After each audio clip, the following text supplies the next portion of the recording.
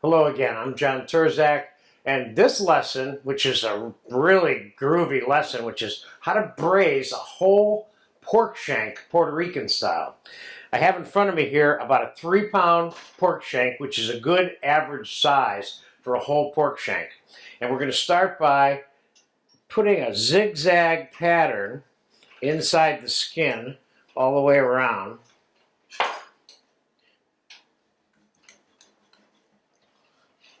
And we're going to season that with some salt and some pepper. And we're going to par roast it in the oven for about 45 minutes to render some of this skin and fat. Let's do the zigzag lattice part here. Before we braise it. And we're going to be braising it with oranges, rum, sautéed onions, brown sugar, a lot of garlic, cinnamon, cumin, bacon fat. This is going to be a tasty little devil. We're going to serve the things that are cooked in the braising pan with this, along with some Puerto Rican style rice, which I'm going to have a separate lesson for you for.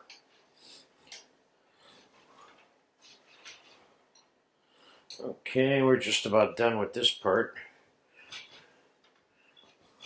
It gives the heat a little bit more access to the browning of the skin a little bit. So let's take this and put it on the rack.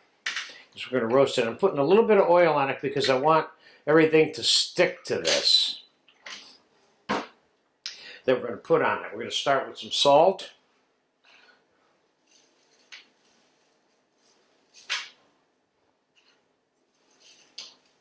And some pepper.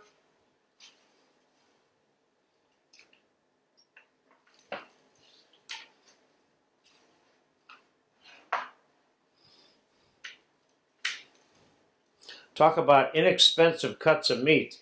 This would certainly be one of the least utilized pieces of meat. I've made this particular formula with pork butts before a number of times, and it's great. I'm going to grind some fresh cumin seeds.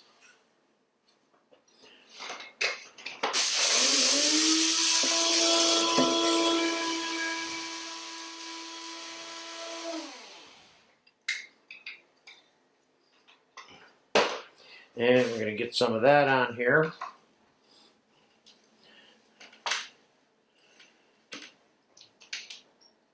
Now, we're going to set this bad boy into the oven to brown and render a little bit on a 450-degree oven.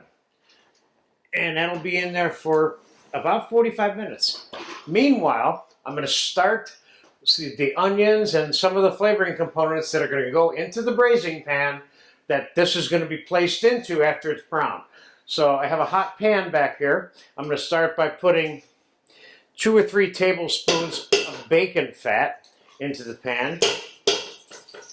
And I have about 1.5 quarts of large cut onions. Now, the reason I haven't cut this large is because we're serving the braised pork shank with these onions as part of what we're serving. So I want them, since they're going to be braising in the oven for a couple of hours, I want to make sure that they are large enough so they don't get lost in the final meal. So I've got 4 cinnamon sticks here. I'm throwing that on the onions. I'm going to hit the onions with a little bit of cumin, a little bit more pepper. And I'm going to throw a couple of oranges in here that I'm going to quarter, because these are going to be removed later on. They're going to be devastated from the braising process. So we've got a couple of oranges, and we'll put 1 lemon in there. And a couple of cups of whole raw garlic. Now I'm going to babysit that while the pork shank is browning and rendering a little bit in the oven, and cook this carefully, being sure not to burn the bacon. And I may add a little bit of chicken stock to it between now and that 45-minute period when this thing is done. So I'll be back in about 45 minutes. This will be a little sauteed, and the pork will be ready to begin the braising process. Okay, it's been 45 minutes. And as you can see, it's browned a little bit and rendered a little bit. The pork shank and the onions and oranges and garlic and cinnamon have been cooking in the bacon fat, which I don't know why I told you I was going to burn the bacon. I don't have any bacon in there. I was concerned about burning the garlic before we fast forwarded this. But anyway, this has been cooked. I added about 2 or 3 ounces of chicken stock at one point to moisten it, turned it down a little bit. This is looking good. Now we're going to prep this with brown sugar. I have 1 pound of brown sugar here, also known as 2 cups, dark brown sugar. I have good dark rum here. I have 1.33 cups. I'm going to put this right on the brown sugar.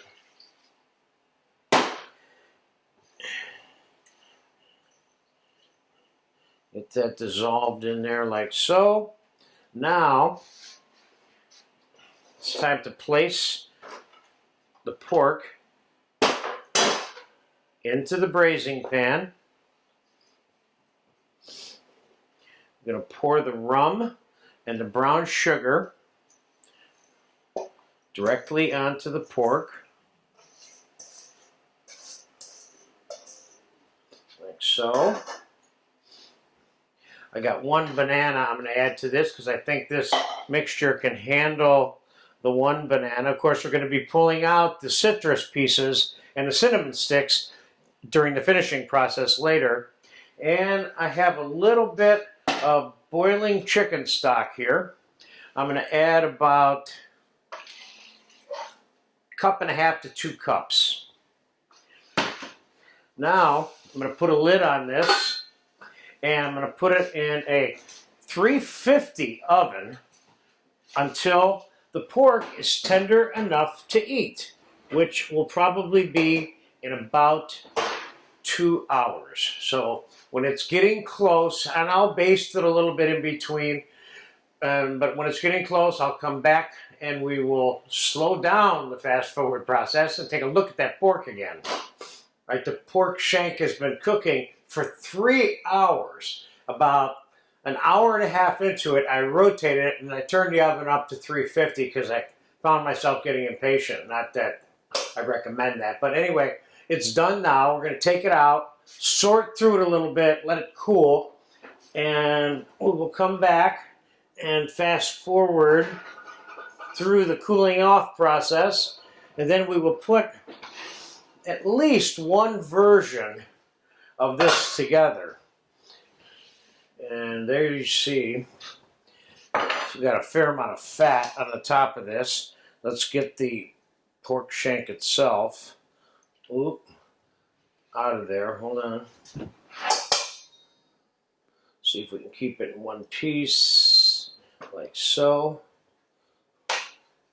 See, it's tender. It's coming apart exactly the way I want it to. Also, what I'm going to do now is I'm going to pull some of the things out of the pot that I know I'm not going to serve with this, which is all these boiled up pieces of citrus, that 1 banana that I put in here is still almost intact, as you can see. Doesn't look much like a banana anymore. Okay, let's get the rest of the whole cinnamon sticks. Those are coming out.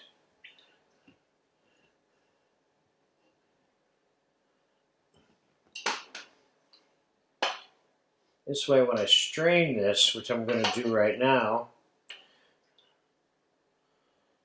the stuff that's left, which I told you in the first part of this video we're going to serve with it, which is all of these.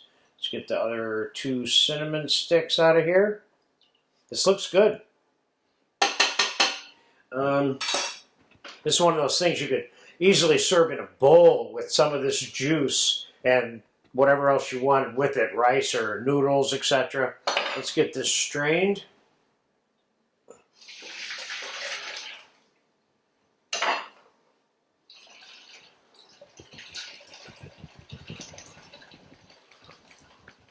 All of that is good food right there that we're going to serve with this in a kind of provincial sort of way here. Here, let's see if I can get this out of the way. And what we want to do is I'm going to dump this stuff on here, let it cool off. See if there's anything else in there we don't want. Yeah, there's a piece of orange rind. All those nice whole garlic cloves are in here. And there's another cinnamon stick. Let's get that out of there. Okay, I'm going to put this juice on the stove. We're going to give this a few minutes to cool. Put the juice on the stove and skim some of the fat off of it. We'll fast forward it here, and I will set us up a little stage for the completion of getting this onto a plate, okay? Okay, I set up a little fun finishing station here for us for this Puerto Rican style pork, as I'm calling it. First, this is the amount of fat that I took off the top of that juice that has been simmering in the background back here. And we have about a quart or 3 cups of that broth, braising liquid, that I'm going to thicken with a little bit of cornstarch. Sorry, I got a couple tablespoons of cornstarch here and a little bit of cold water. Before I dump that in there, I'm going to add 2/3 of a cup of apple cider vinegar to my braising liquid. Why am I doing that? That amount of brown sugar is going to make this sauce, in my opinion, a little bit too sweet to eat directly. Adding that vinegar makes a sweet and sour version of this. It makes that particular braising liquid a little more palatable. But all that sugar is good for the penetrating the pork shank during the cooking process. So I'm going to put together 2 different plates, or 2 different ways of serving this. One on a plate and one on a bowl. And I'm going to get the cornstarch into the mixture back here first, so this can start to be tightened up.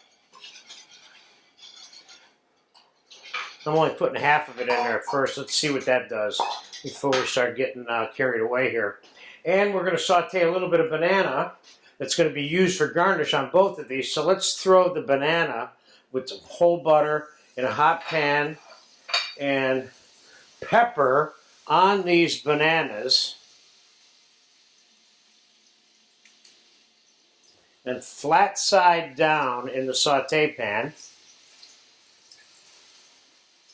Now, you could be using plantains for this, certainly, especially since this qualifies as a really one traditional way of serving Puerto Rican braised pork. Bananas or plantains, either one. Okay, now let's pick through. I don't want to forget about those either.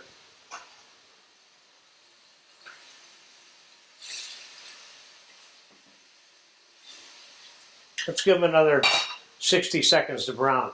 Now, let's take a little bit of the mixture here. It's still a little bit warm. And let's put a little bit of the braising mixture on the plate. Let's put a little bit of the braising mixture in the bottom of the bowl, maybe a little more for the bottom of the bowl. All right, let's get these bananas off before I get in trouble back here. It looks brown enough for me, definitely. Those are perfect.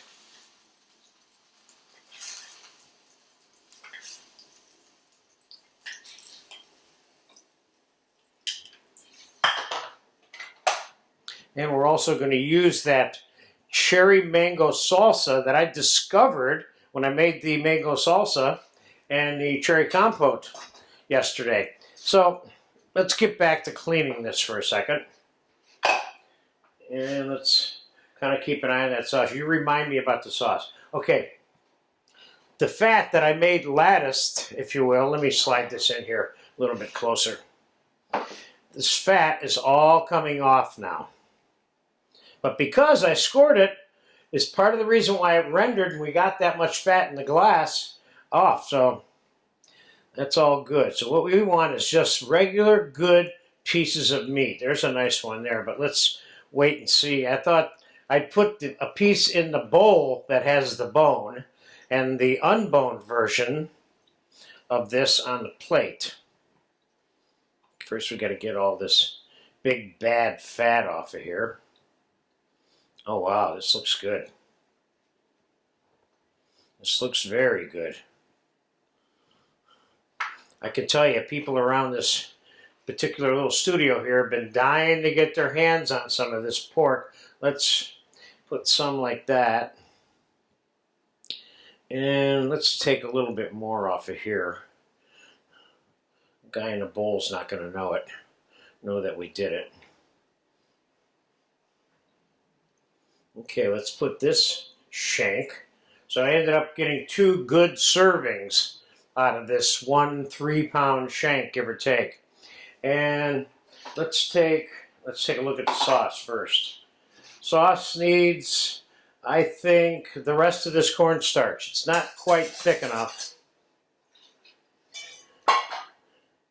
And I'd like to get the rest of that scum off of there too that the cornstarch is causing to come to the surface.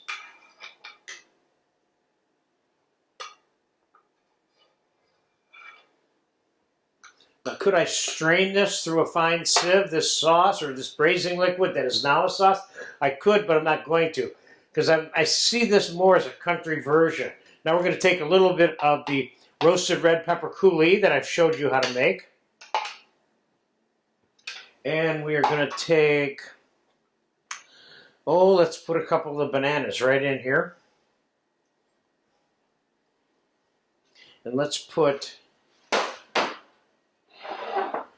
our food here, center stage here. And okay, the sauce is thickened. And let me give this a taste before I commit myself here.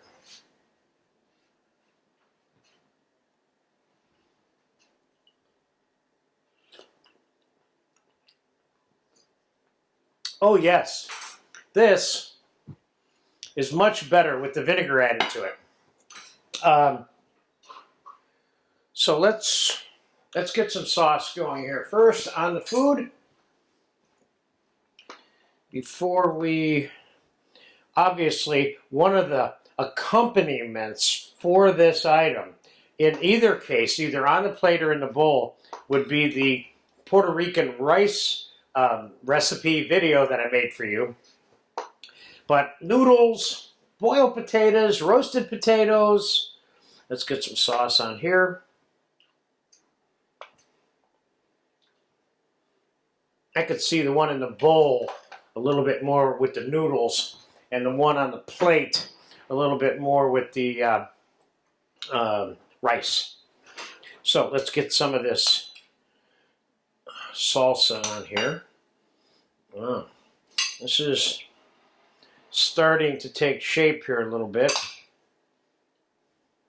Let's get our bananas up here on this one. Let's get salsa, cherry salsa all over this thing. Yeah, these are 2 possible suggestions. The fact of the matter is, this pork shank is so good, you don't have to serve it with anything. You just taste the braising liquid in the pork shank and eat it by itself if you want. So, I guess this is the kind of thing that the seasoned cook would do. That would be me. And I made this dish up, but I stayed within the parameters of the Puerto Rican guidelines. That's why I call this a Puerto Rican style, which is the rum, brown sugar, the bananas or the plantains. And in this case, I embellished this with a little coulis, made the braising liquid into a sweet and sour braising liquid, and put the cherry mango salsa on it. There you have it. Good luck getting to eat this, because that's exactly what we're going to do in a minute.